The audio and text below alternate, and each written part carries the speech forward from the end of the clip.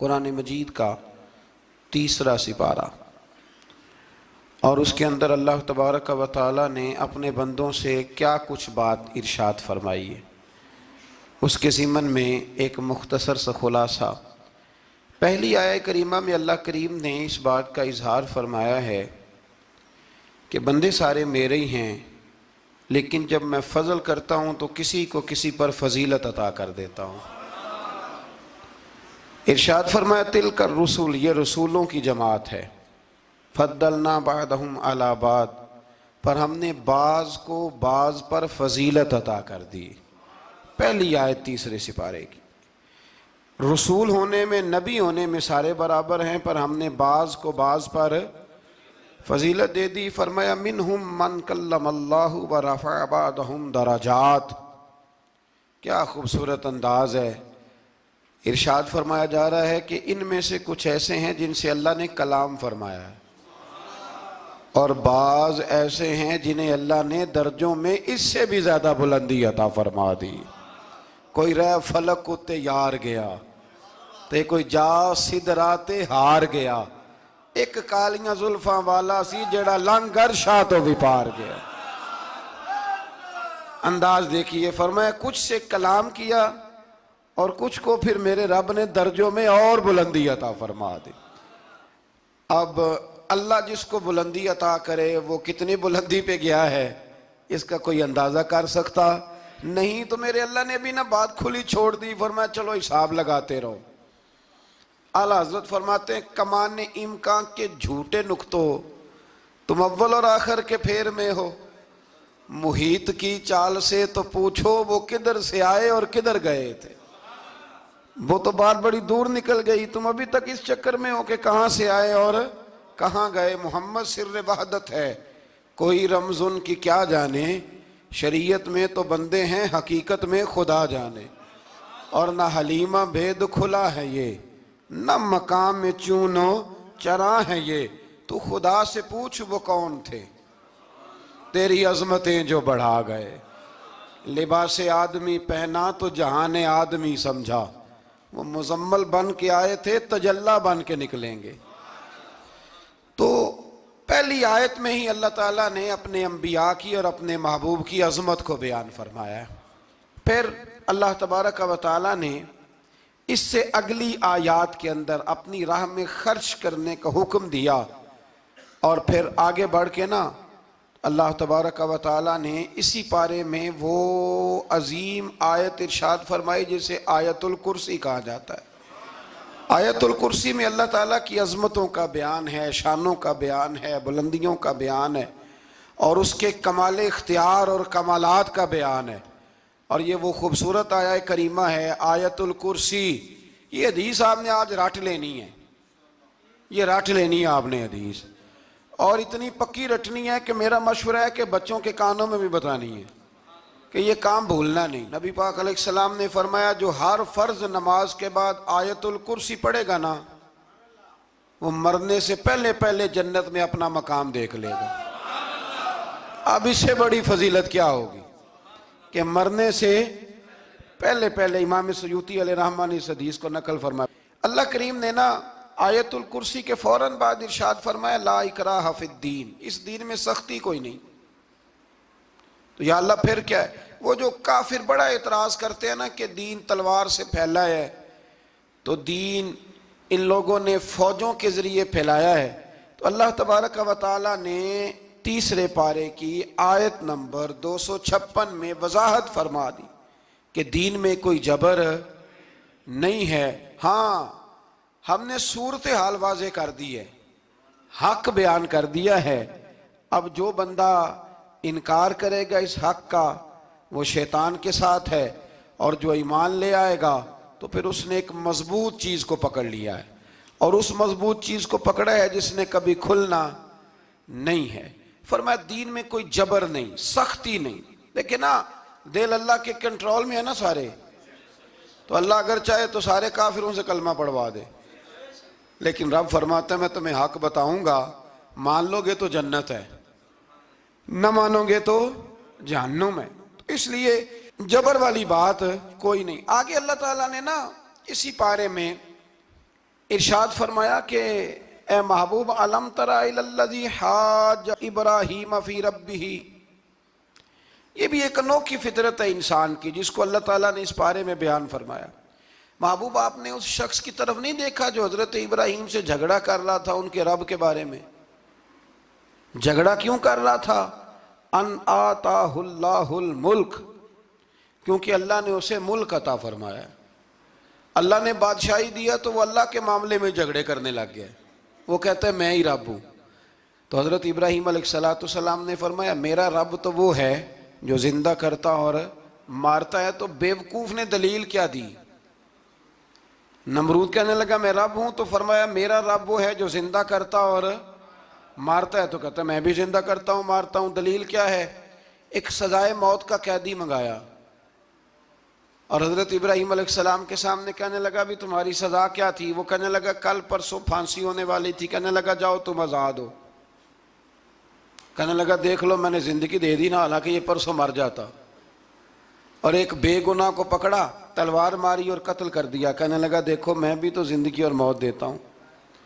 اب حضرت ابراہیم اس کی اس دلیل پر اعتراض کر سکتے تھے، آپ نے خاص غور کرنا ہے بات پہ۔ اعتراض کر سکتے کہ تو پاگل ہے، زندگی تو یہ ہے نا کہ جس کو تلوار سے مارا ہے اسے اٹھا کے دکھا، یہ اعتراض ہو سکتا تھا۔ لیکن جب کوئی بیوقوفوں جیسی دلیل دے نا، تو علم مناظرہ کا اصول یہ ہے کہ پھر اسے اس کی زبان میں جواب دیا جاتا ہے، پھر اسے یعنی پھر اس کو یہ نہیں آپ کہیں گے کہ یہ تو نے کیا کیا۔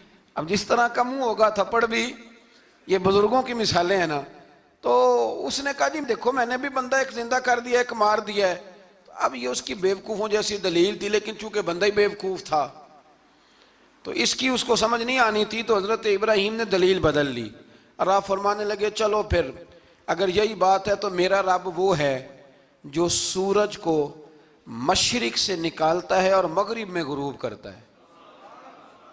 تو اگر رب ہے نا تو اس طرح کر فاتی بہا من المغرب، تو اسے مغرب سے نکال۔ چل یہ تو نے زندہ مردہ کر کے دکھا دیا نا، تو مغرب سے نکال۔ فبہت الذی کفر، تو کافر پریشان ہو گیا اس لیے کہ وہاں سے نکال سکتا نہیں تھا۔ تو جب آپ کسی سے گفتگو کرتے ہیں نا تو الجھے نہیں، بات ایسی کریں جس کا کوئی جواب موجود نہ ہو۔ یہاں مفسرین نے ایک بڑی شاندار بات لکھی ہے۔ مفسرین کہتے ہیں کہ اگر وہ یہ کہہ دیتا نا یہاں پہ، کیونکہ بیوقوف تھا نا کہہ نہیں سکا، اگر کہہ دیتا نا کہ مشرق سے تو میں نکالتا ہوں، تو آپ اپنے رب سے کہیں وہ مغرب سے نکالے۔ تو مفسرین کہتے ہیں اگر حضرت ابراہیم فرما دیتے نا تو رب کریم نے سورج مغرب سے بھی نکال دینا تھا، لیکن فبہت الذی کفر، وہ یہیں پہ نہ رہ گیا۔ اللہ کے بندے ہیں نا، امام اعظم ابو حنیفہ رحمت اللہ علیہ کے سامنے ایک دہری آ گیا، وہ کہتا تھا کہ ساری مخلوق خود بخود بنی ہے۔ تو امام صاحب نے بھی علم مناظرہ کے ساتھ اس کے ساتھ گفتگو کی۔ وہ کہنے لگا جی خود بن گیا سارا کچھ۔ تو امام صاحب کہنے لگے چل چھوڑ، کل بات کریں گے تیرے ساتھ۔ وہ کل دوبارہ آیا تو امام اعظم دریا کے کنارے کھڑے تھے۔ کہنے لگا امام صاحب بڑے پریشان کھڑے ہو؟ تو آپ فرمانے لگے پریشان اس لیے ہوں کہ میں نے عجیب ہی نظارہ دیکھا ہے۔ ابھی ابھی ایک درخت خود بخود کٹا ہے اور خود بخود اس کے تختے بن گئے، خود بخود رندا چلا ہے، خود بخود کشتی بن گئی ہے، خود بخود دریا میں اتری ہے، اور خود بخود کچھ بندوں کو ادھر لے کے آنے لگ گئی ہے، کچھ کو یہاں سے ادھر لے کے جانے لگ گئی ہے، سارا کچھ خود۔ وہ کہنے لگا حضور سیانے بیانے بندے ہیں، کبھی کشتی بھی خود بخود بنی ہے، کبھی بندے خود بخود ادھر سے ادھر بھی گئے ہیں۔ آپ فرمانے لگے کشتی خود بخود نہیں بن سکتی تو اتنی بڑی کائنات خود بخود کیسے بن گئی؟ اور اگر بندے ادھر سے ادھر خود بخود نہیں آ سکتے تو بتا یہ سورج اور چاند خود بخود ادھر سے ادھر کیسے روز چلے جاتے ہیں؟ تھوڑی دیر چپ رہا، پھر آ کے امام اعظم کے ہاتھ چومے اور کہنے لگا آپ نے تو کمال کر دیا، میرا ذہن صاف ہو گیا، مجھے کلمہ پڑھائیں، میں بھی مدینے والے محبوب کا غلام بن جاتا۔ تو پکی دلیلوں کے ساتھ گفتگو کرتا ہے قرآن پاک، پکی دلیلیں۔ یہ آیت سبق یہ دیتی ہے کہ آپ کسی سے بات کریں تو اب چونکہ سپارہ لمبا ہے بات رہ نہ جائے، پر یہ مضمون اتنا شاندار ہے کہ میرا یہاں رکنے کو دل کرتا ہے۔ وہ ہمارا نظریہ یہ ہے کہ امام کے پیچھے سورۃ فاتحہ نہیں پڑھنی، اگرچہ جو پڑھتے ہیں اس پر کوئی سخت فتویٰ نہیں ہم دیتے، بعض آئمہ پڑھتے ہیں، لیکن سمجھانے کے لیے۔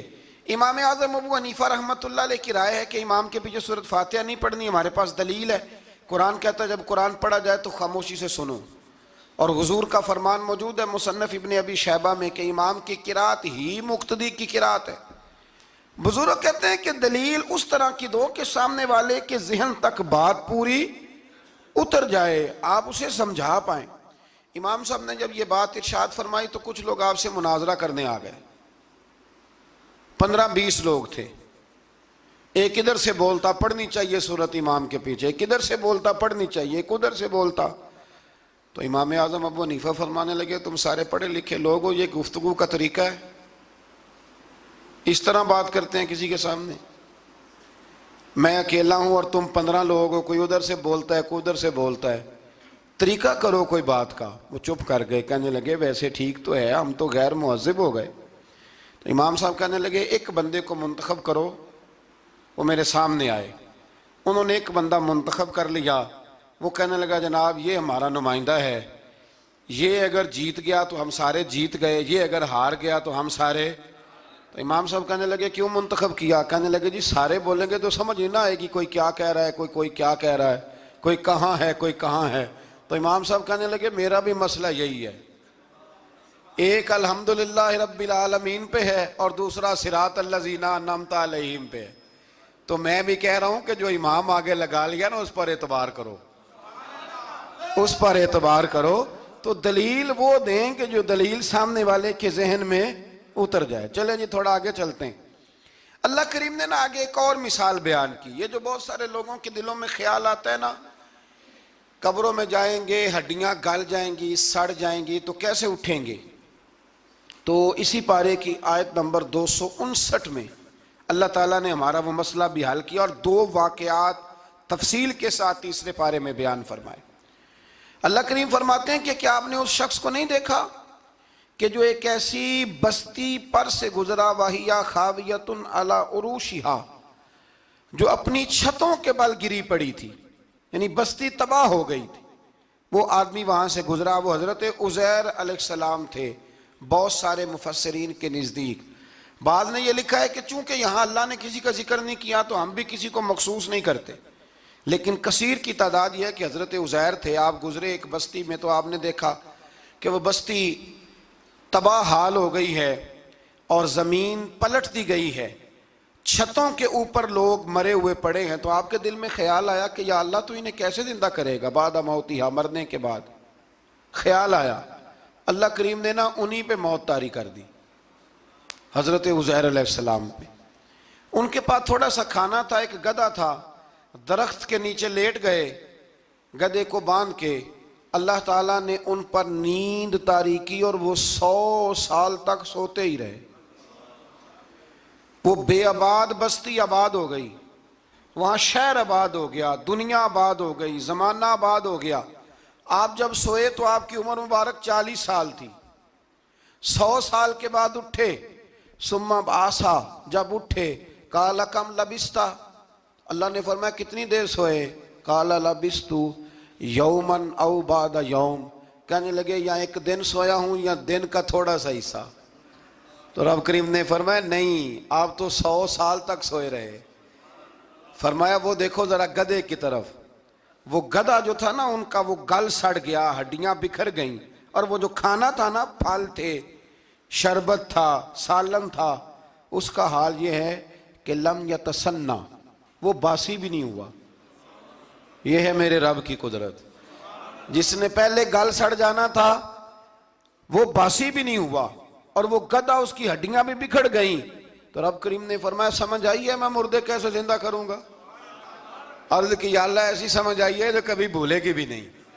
100 سال تک سوئے رہے۔ یہ بڑا لطیف واقعہ ہے۔ حضرت عزیر علیہ السلام اٹھ کے نا تو اپنے گھر گئے تو کوئی پہچانتا ہی نہیں تھا۔ ایک بوڑھی اماں جس کی عمر بہت زیادہ ہو گئی تھی اس کو جا کے سلام لی تو آپ فرمانے لگے اس اماں سے یہ عزیر کا گھر ہے؟ تو اماں فرمانے لگی ہاں ہے تو عزیر کا، لیکن وہ تو 100 سال پہلے غائب ہوئے، دوبارہ آئے ہی نہیں۔ آپ فرمانے لگے اماں میں ہوں عزیر۔ اماں کہنے لگی کہ عزیر کی تو ہر دعا قبول ہوتی تھی، اگر آپ عزیر ہیں نا تو دعا کریں، میری ٹانگیں جواب دے گئی ہیں، آنکھوں سے نظر نہیں آتا، آپ دعا کریں، اگر آپ واقعی عزیر ہیں تو اللہ مجھے شفا دے دے گا۔ تو حضرت عزیر نے دعا کی تو رب نے انہیں شفا دے دی۔ حضرت عزیر کی عمر اس وقت بھی 40 سال تھی۔ حضرت عزیر کی عمر جب گئے تب بھی، واپس آئے تو، اور حضرت عزیر کا بیٹا ان سے ملا تو اس کی عمر 118 سال تھی، پوتے بھی بوڑھے تھے۔ لوگوں نے حضرت عزیر علیہ السلام سے کہا یہ کیا ہے؟ فرمانے لگے یہ میرے اللہ کی قدرت ہے، یہ میرے رب کی قدرت ہے۔ آج بھی آپ دیکھ لیں کہ کچھ لوگوں کے بال ساری زندگی سفید نہیں ہوتے، اور کچھ 17 سال کے 16 سال کے نوجوان ہیں تو سارا سال ان کا سفید ہو جاتا ہے، علامات وہ آ جاتی ہیں جو بوڑھوں میں ہوتی ہیں۔ تو اللہ تبارک و تعالیٰ نے فرمایا کہ یہ ہماری قدرت ہے، اس طرح کر کے ہم مردوں کو زندہ کریں گے۔ جب مومن قبروں سے اٹھیں گے نا، مومن آنکھ کھلے گی تو کہیں گے سویرا ہو گیا، جیسے ابھی سوئے تھے نا، کہیں گے دن چڑھ گیا، تو اللہ فرمائے گے ہاں دن بھی چڑھ گیا ہے اور رب رسول کے دیدار کا نظارہ بھی تمہیں دیا جائے گا، اٹھو بڑی شاندار صبح ہوئی ہے۔ اور کافر جب اٹھے گا تو کہے گا اوہو اب میرے لیے کیا نئی سزا ہے۔ تو اس سے بالکل آگے متصل حضرت ابراہیم علیہ السلام کا وہ واقعہ اسی پارے میں ذکر کیا گیا ہے۔ جب حضرت ابراہیم علیہ السلام نے کہا تھا کہ اے اللہ مجھے دکھا تو مردے کیسے زندہ کرے گا، تو رب کریم نے فرمایا یقین نہیں، عرض کی یا اللہ اطمینان قلبی کے لیے۔ ایک علم الیقین ہوتا ہے، ایک عین الیقین ہوتا ہے، ایک حق الیقین ہوتا ہے۔ کہ یا اللہ میں اطمینان قلبی کے لیے، تو اللہ نے فرمایا 4 پرندے لے لو۔ حضرت ابراہیم علیہ السلام نے 4 پرندے لیے، کچھ نے لکھا ہے کوا تھا، مور تھا، مرغی تھی، کبوتر تھا، مختلف نام آئے۔ وہ 4 پرندے لیے، پھر ان کو ذبح کیا، پھر ان کا قیمہ بنایا، پھر گوشت ایک دوسرے میں مکس کیا، پھر 4 مختلف پہاڑیوں پہ رکھا۔ اللہ نے فرمایا مکس ہو گئے نا آپس میں، اب تم آواز دو۔ حضرت ابراہیم نے آواز دی اور رب نے زندگی دی، اور وہ پرندے اپنی ٹانگوں پر چلتے ہوئے حضرت ابراہیم کے پاس آ کے کھڑے ہوئے۔ تو فرمایا ابراہیم جس طرح ان کو زندہ کیا نا، اسی طرح پھر قبروں سے میں ہڈیاں بھی زندہ کر کے نکال دوں گا۔ میں ایک فلسفی کو پڑھ رہا تھا، یہ ہمارے جدید دور کے فلسفی بڑے عجیب باتیں کرتے ہیں۔ وہ کہتے ہیں جی ہوا ایسی چلتی ہے کہ انسان قبر میں ہوتا ہے تو ہڈیاں گل سڑ جاتی ہیں تو کوئی بھی نہیں بچتا، اور پھر آپ کہتے ہیں کہ کچھ کو عذاب ہوتا ہے کچھ کو ثواب ہوتا ہے۔ تو قبر کے اندر جب مردے چلے گئے تو آپ یہ بھی کہتے ہیں بعض لوگ کہ ایک قبر سے 70 اٹھیں گے تو ایک کو عذاب ہو رہا ہے ایک کو ثواب ہو رہا ہے، یہ کیا ماجرا ہے؟ ہمارے بزرگوں نے جواب دیا ہے، ہمارے بزرگوں نے یہ جواب دیا ہے کہ یہ ہوائیں، یہ فضائیں، یہ ساری اللہ کی قدرت ہے۔ ہر آدمی کو ٹھنڈ لگ جاتی ہے سردیوں کے موسم میں۔ میں نے کچھ ایسے بندے دیکھے ہیں، بلکہ کوئی مجھے کہے گا تو میں دکھا دوں گا، ساری سردیاں سویٹر نہیں پہنتے، پھر فوت ہو جاتے ہیں، اور کئیوں نے 6 پہنے ہوتے ہیں، پھر بھی دانت کے ساتھ دانت بج رہا ہوتا ہے، وہ کہتے ہیں توبہ توبہ بڑی ٹھنڈ ہے۔ یہ بھائی آب و ہوا ایک ہی ہے، لیکن وجود کے اثر قبول کرنے کے معاملات بھی اور ہی ہے۔ یہی معاملہ قبر میں ہوگا۔ دیکھیں نا حضرت عزیر علیہ السلام کے گدھے نے بھی آب و ہوا لکھی اور کھانے نے بھی، تو گدھا گل سڑ گیا پر کھانا گلا سڑا۔ دوسری بات یہ کہ قبر میں بندے اکٹھے ہیں تو کسی کو عذاب تو کسی کو ثواب۔ تو امام جلال الدین سیوطی رحمۃ اللہ علیہ فرماتے ہیں 2 بھائی اگر ایک پلنگ پہ سوئے ہوں تو ایک خواب میں لاہور ہوتا ہے دوسرا پشاور ہوتا ہے، سوئے کہاں ہوتے ہیں؟ اکٹھے ایک پلنگ پہ۔ وہ ایک کہتا ہے میں رات کو لاہور تھا، اور دوسرا کہتا ہے نہیں تو غلط کہہ رہا ہے میں تو پشاور تھا، تو ہوتے کہاں ہیں؟ تو اگر ایک جگہ پہ آپ موجود ہیں اور اللہ تبارک و تعالیٰ نے آپ کو روحانی طور پر کہیں کا کہیں پہنچا دیا ہے، تو اسی طرح قبروں میں بھی اگر کسی کو عذاب ہوگا تو ہو ہی جائے گا، اللہ معاف کرے، اور اگر کسی پہ رحمت ہوگی تو وہ بھی انشاءاللہ ہو ہی جائے گی۔ تھوڑا سا آگے بڑھتے ہیں۔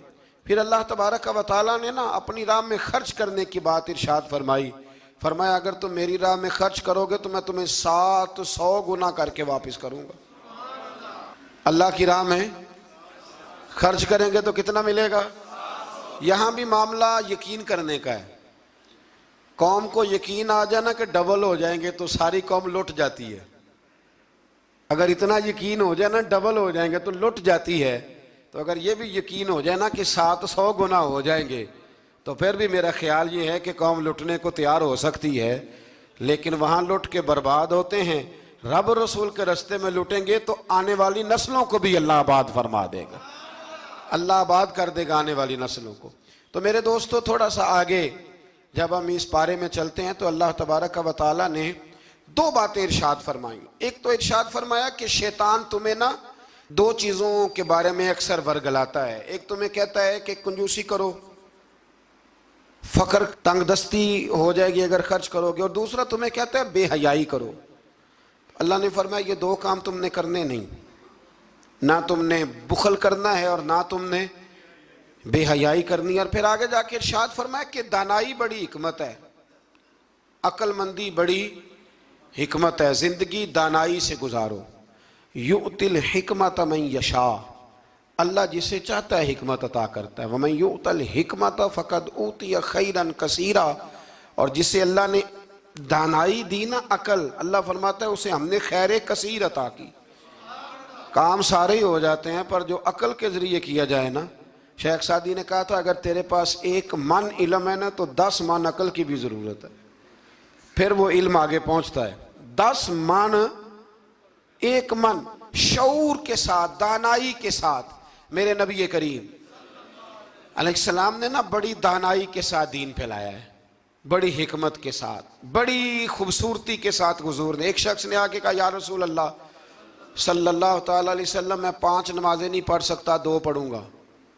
تو صحابہ کہتے ہیں ہمارے دل میں خیال آیا کیسے اجازت ملے گی, نماز تو فرض عین ہے, ہر نماز کی ہر رکعت کا ہر سجدہ فرض ہے, اور یہ پوری 3 نمازوں کی چھٹی مانگ رہا ہے. لیکن حضور نے حکمت سے دین پھیلایا, دانائی سے.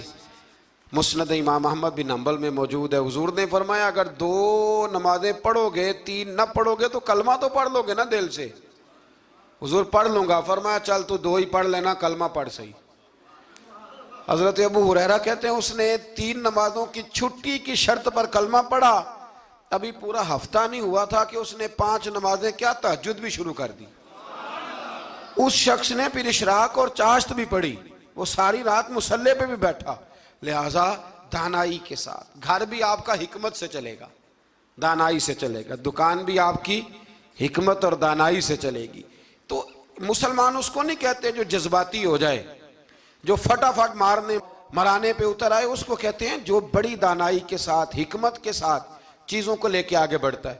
پھر اللہ تبارک و تعالیٰ نے نا 5ویں سے 6ٹھے رکوع میں سود کی حرمت بیان کی, اور اللہ کریم نے فرمایا کہ یہ جو لوگ کہتے ہیں نا کہ سود بھی تجارت کی طرح ہی ہے, یہ بھی تو کاروبار ہی ہے, فرمایا قیامت کے دن یہ اس طرح کھڑے کیے جائیں گے جس طرح کسی کو شیطان چھو لینا.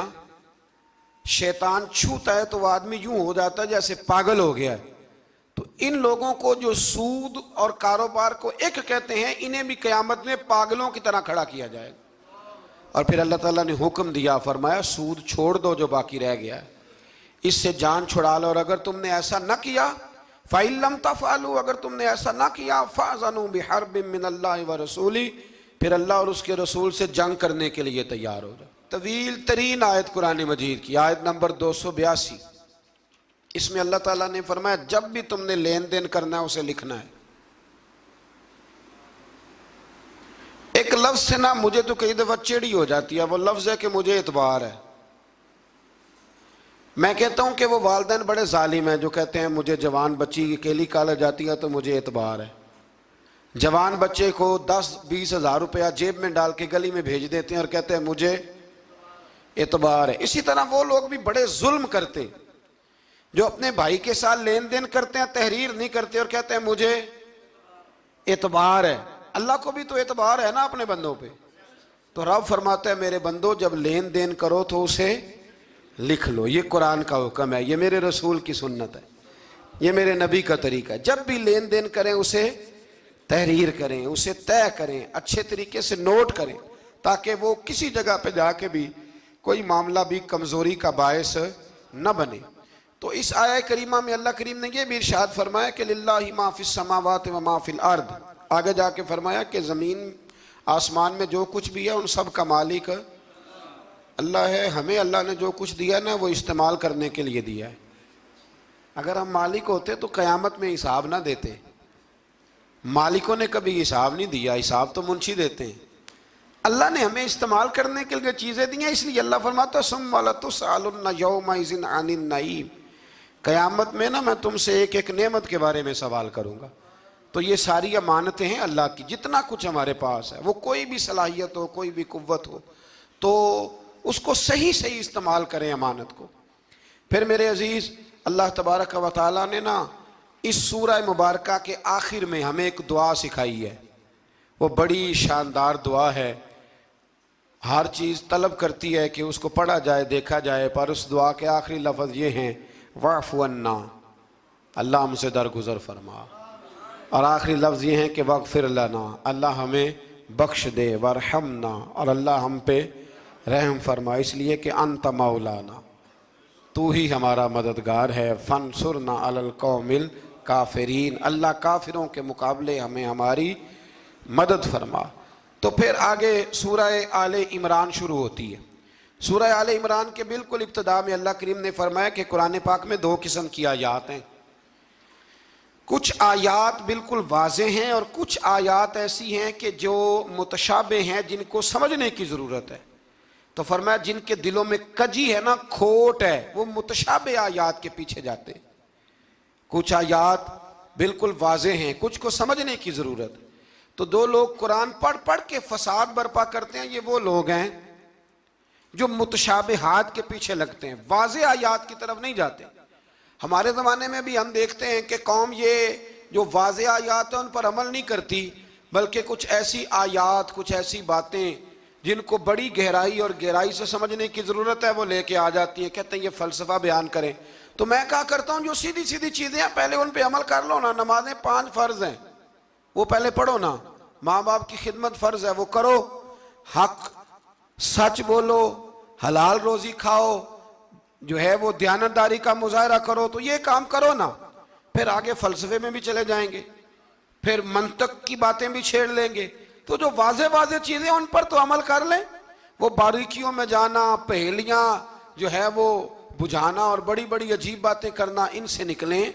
اللہ تبارک و تعالی ہمیں سمجھنے کی توفیق عطا کرے. پھر اس سے آگے جا کے نا تو اللہ تبارک و تعالی نے اسی آیہ کریمہ کے اندر حضرت مریم کا ذکر فرمایا ہے. جناب مریم سلام اللہ علیہا اللہ تبارک و تعالی کی وہ پاک باز بندی ہیں جن کی ماں نے منت مانگی تھی کہ اللہ اگر تو مجھے بچہ دے گا نا تو میں وہ تیرے رستے میں دے دوں گی. یہ حضرت عمران علیہ السلام کی صاحبزادیاں جناب مریم اللہ کی ولیاں ہیں. عورت نبی ہو سکتی، یہ کیا ہیں؟ اللہ کی ولیہ.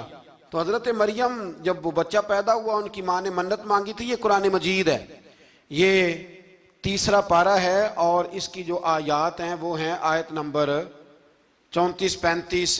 اس سے آگے جب آپ چلیں گے تو یہ سارا مضمون سورہ آل عمران میں آپ کو ملے گا. تو جب آپ کی ولادت ہوئی تو بیٹی پیدا ہو گئی.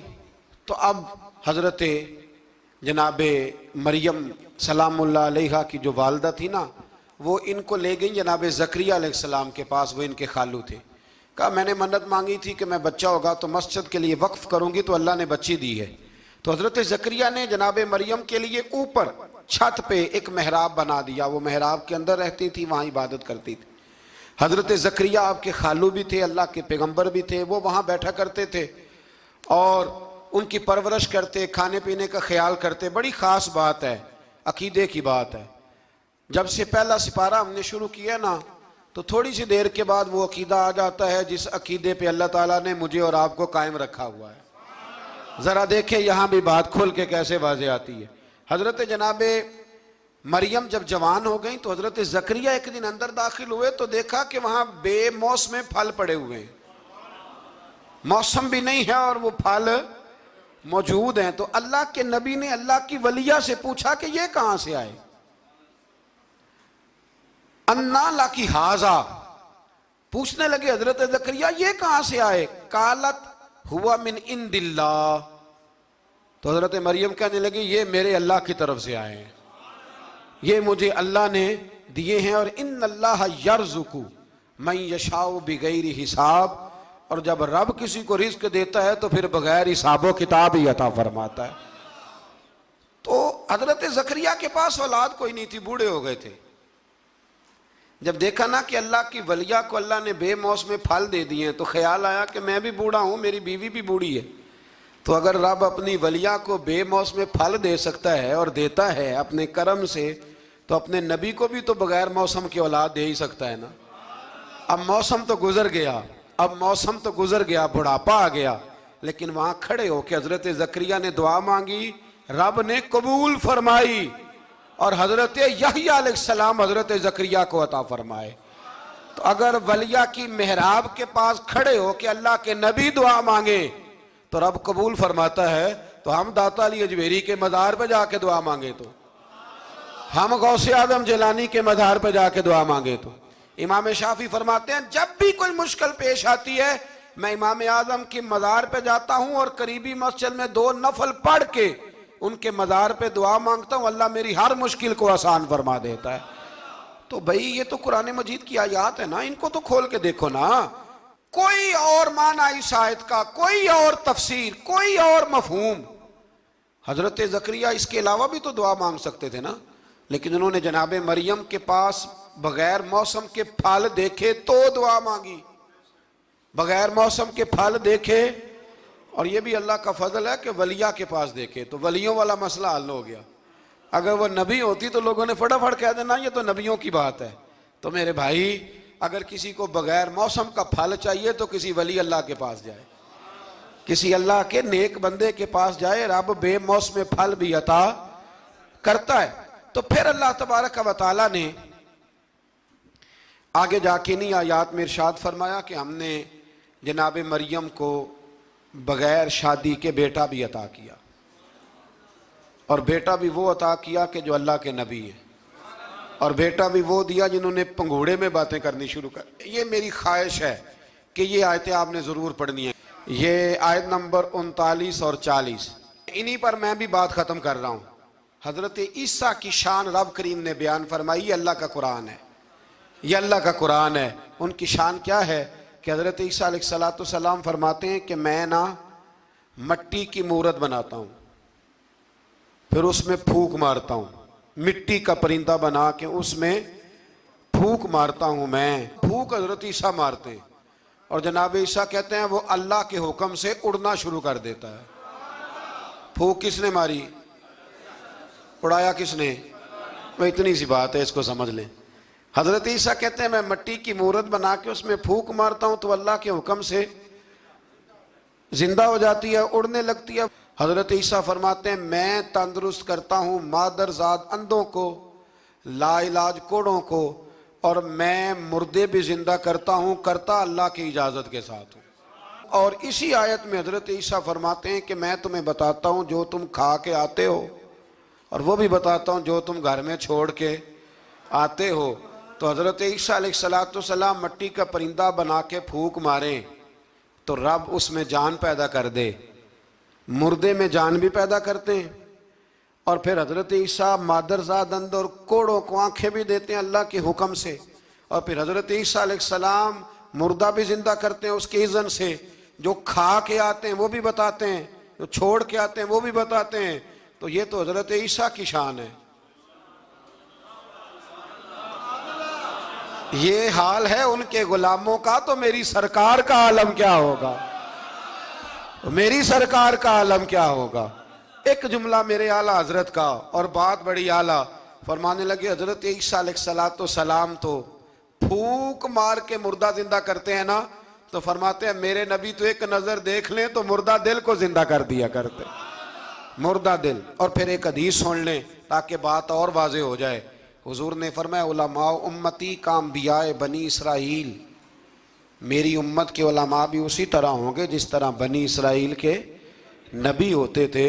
تو اگر حضرت عیسیٰ کے اندر یہ طاقت ہے تو میرے محبوب کے غلاموں میں بھی بڑی طاقت ہے۔ حضرت آصف بن برخی اگر تخت لا سکتے ہیں تو غوث اعظم بھی بیڑی اوپر اٹھا لیتے ہیں۔ اس لیے عقیدہ اور نظریہ قرآن ہے، حدیث ہے. ہم چونکہ پڑھتے نہیں، توجہ نہیں کرتے، تو لوگ ہمیں فٹافٹ، آپ یقین کریں بڑے صاف ستھرے انداز میں لوگ آ کے کہتے ہیں جی دیکھو جی یہ کدھر سے آ گیا. تو میں نے کہا یہ اللہ کا قرآن ہے، اور قرآن میں نہ ہو ہمیں بات کرنے کی کیا ضرورت ہے. یہ سارے عقائد اور نظریات وہ ہیں جو رب کریم نے خود قرآن مجید میں ہمیں عطا فرمائے ہیں. اللہ آپ کو خوش رکھے، بابرکت رکھے. آخر دعوانا الحمد.